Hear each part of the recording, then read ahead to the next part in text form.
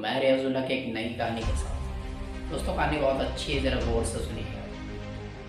दोस्तों एक बिजनेसमैन होता है, वो अपनी फैक्ट्री बनवाने के लिए किसी गांव में जाता है। गांव के अंदर घुसने का रास्ता बहुत ही लंबा पड़ता था, जिसमें लगभग 5 से 6 घंटे तक लग सकते थे। एक नदी बीच में पड़ती थी, उसको पार करने के लिए, ताकि उसके किनारे तक जाया जा सके। लेकिन दूसरी रास्ता ये होती थी कि नाव में बैठकर नदी को पार करते, उसमें सिर्फ आधे 1 घंटे का सफ़र लगता था। तो बिजनेसमैन ने यही रास्ता चुना, 1 आधे घंटे का। बिजनेसमैन जो होता है वो नाव में बैठ जाता है।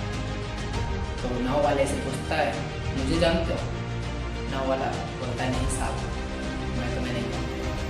तो कहता है, न्यूज़पेपर पढ़ते हो?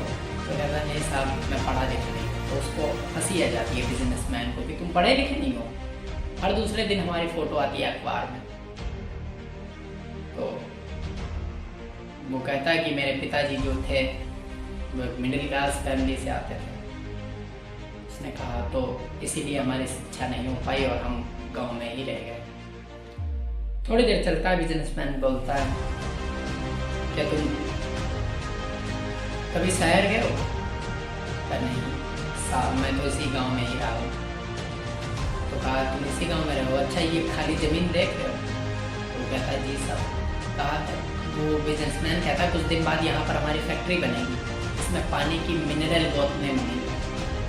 उसको समझ में नहीं आता। कहता है, क्या बनेगा साहब? तो वो कहता है, पानी पीने वाली जो बोतल आती है शहर में बिकती है, वो मिलेगी। तो वो कहता है, साहब मैंने तो ऐसे देखनी थी, क्योंकि मैं अभी इस गांव से कभी बाहर गया ही नहीं। तो वो फिर से हंसता है।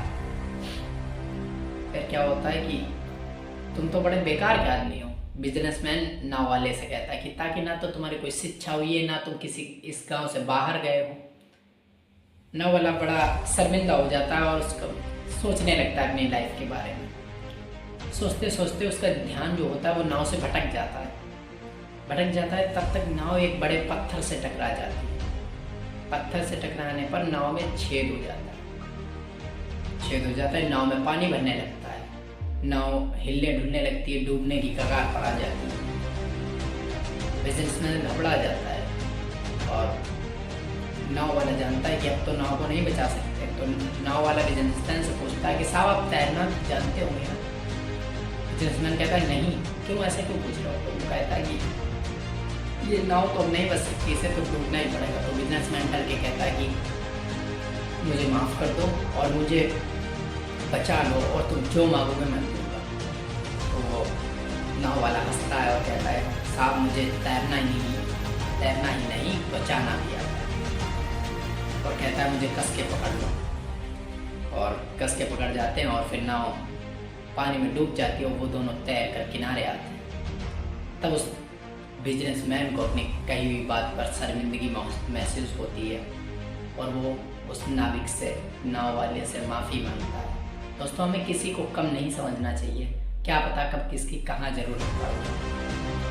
धन्यवाद। कहानी अच्छी लगी हो तो लाइक शेयर सब्सक्राइब जरूर करें, और ऐसी कहानी सुनिए तो कमेंट में ज़रूर बताएं।